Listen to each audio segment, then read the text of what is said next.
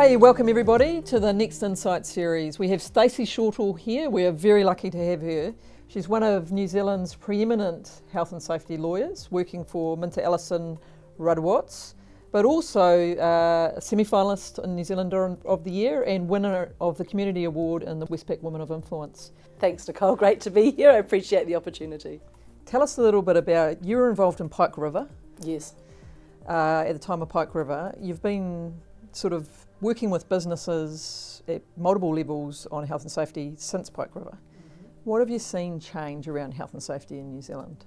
The first one is that safety now is really seen as part of operational excellence in most good performing organisations. So operational excellence leading to great productivity and profitability for those that are motivated by that. Safety being embedded in that and accepted as integral to it, and the organisations that are actually doing well in terms of profitability and productivity and operational excellence are the ones that are doing well in safety. Yeah. The second thing I think that's changed over those years since the Pike River tragedy has been a really deep understanding that humans make mistakes.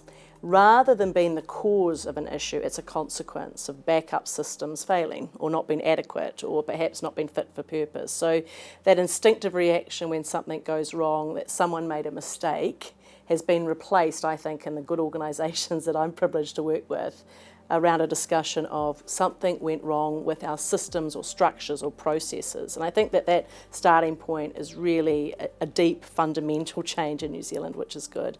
And the third thing I'd say that's changed is people talk more now, again, the good performing organisations, about a cultural focus rather than a safety cultural focus. An organisation has one culture and safety is a component of that and critical to it. So we still have a lot of businesses in New Zealand that are probably at the other end of the spectrum. What would you say are the biggest barriers to those organisations, the ones that are struggling with health and safety, to make the change? I think there's several components to that too. One of them is that there is a shortage, in my view, of health and safety experts in New Zealand. You know, I'm a really big advocate for more and more young people in New Zealand starting to learn about health and safety, studying health and safety, because we need to build this into our future. So that's one thing. I'd say another obstacle is really the opportunity for smaller organisations to access some of the thinking that larger organisations have been privy to and the leadership in those organisations. And the third thing I think is that there's just still in New Zealand, at times, a desire to get on with the activity without always taking that deep breath in advance to think, have I planned for this appropriately? Have I got the right people here? Is my equipment properly maintained? In my experience, and you'll know this probably better than I, the same organisations that are struggling with their safety performance because they're not planning for it are struggling with their financial performance and other operational things. It's all embedded. So actually, if they stop, plan, think, reach out for help, it will not only help them with safety and health, it'll help them with all those other key drivers in their business.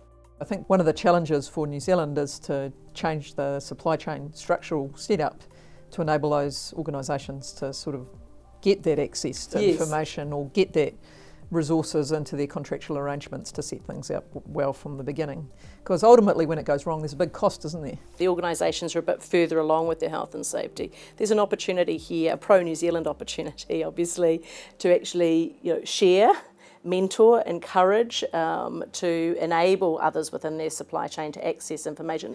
And I think too, increasingly, I see with some clients at least, a real desire to show some thought leadership around this, to find ways from the boardroom table, from the C-suite level, to create resources and share them with smaller organisations that are deep within supply chains. You did mention boardrooms, and you work a lot with boardrooms. Yes.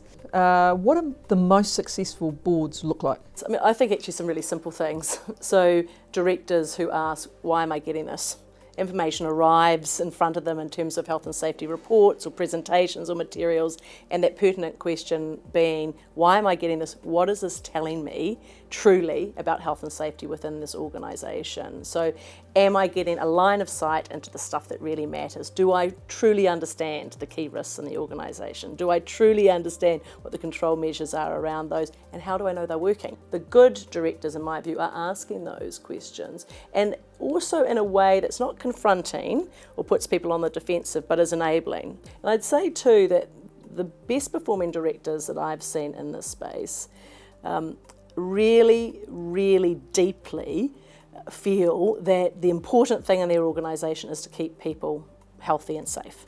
So, Stacey, in addition to all of the legal work you're doing and all of the broader work you're doing in the health and safety system, you're also very deeply involved in community. And you've got a number of community initiatives that you're undertaking. Can you talk to us a little bit about that?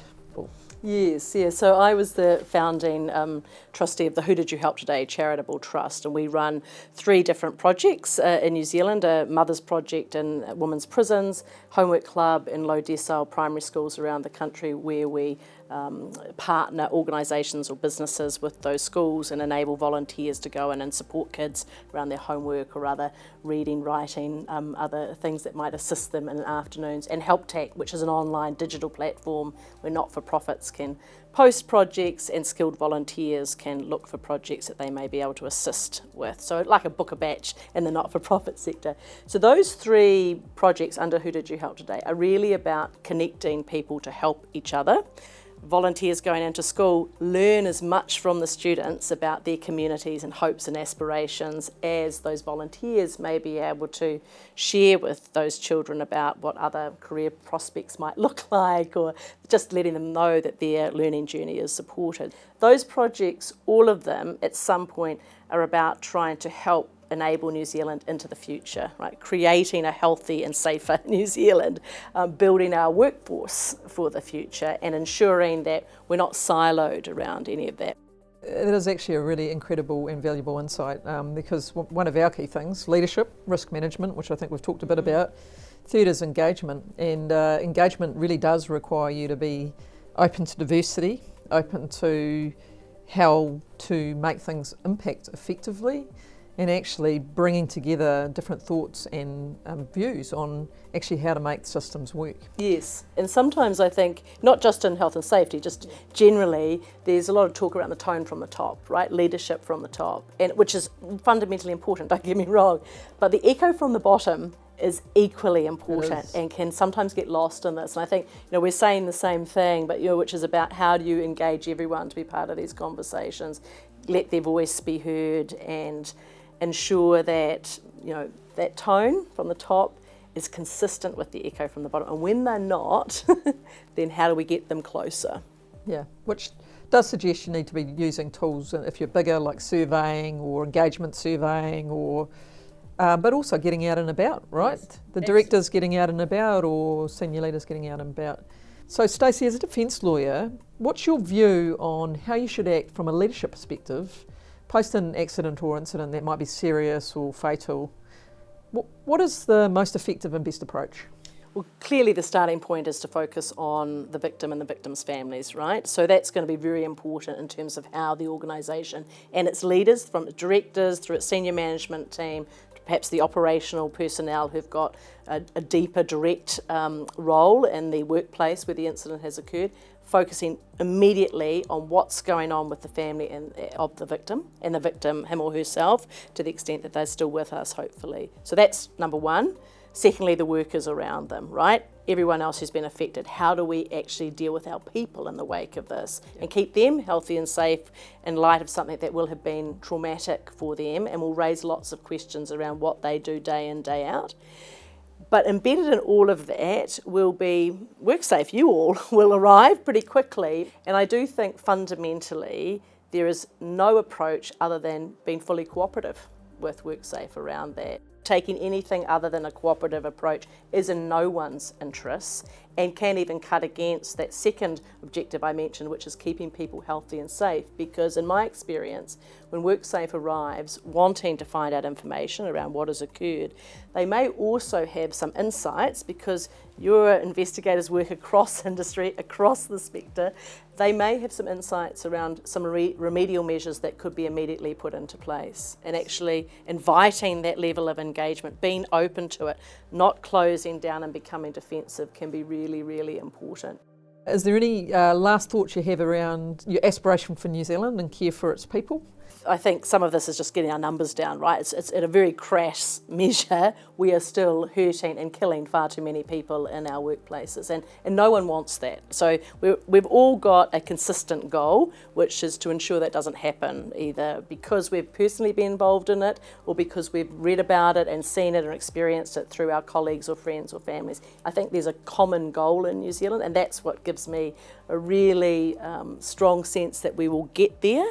The speed at which we get there, though, is going to require all of us to be involved. So this is not something within any organisation, regardless of size or complexity, that sits with the health and safety team or sits with a particular operational group. It sits with everyone, every worker. This has to be about us all working together.